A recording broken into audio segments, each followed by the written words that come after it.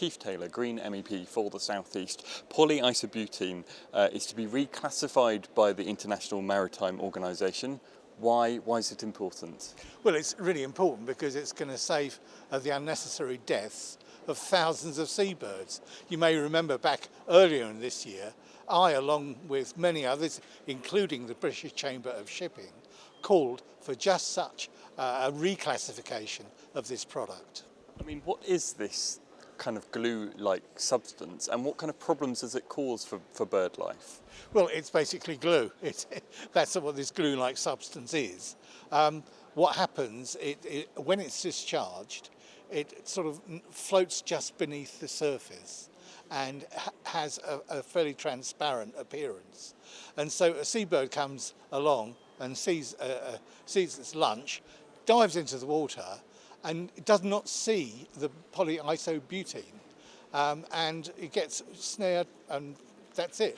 It can't move its wings. It dies basically, which is why we need to stop the practice of dumping PIB or PIB out at sea, which is why this is really good news for birds.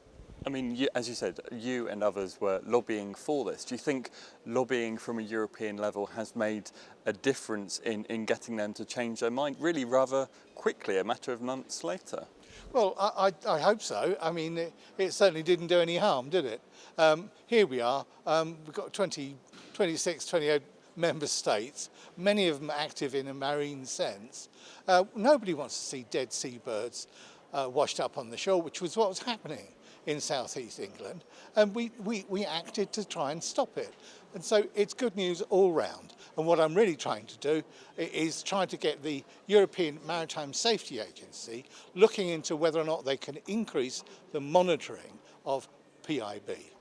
And presumably other chemicals like it, really, because I guess the implication is once you've got this into force, you have to enforce it. Well, that's absolutely right, and that's in fact what we're calling for: improvement in the monitoring and the implementation of the rules. You know, mariners don't want to do any harm, so let's hope that this is the end of the matter, and we can actually see an improvement in the birds that are harmed. And just finally, how important was it to act at an international level, not just deal with this as something from the UK, but to kind of get agreement across the board?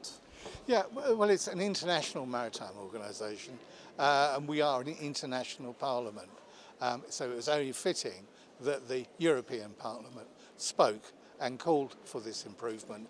The calls have been listened to, and it's a real result for bird life.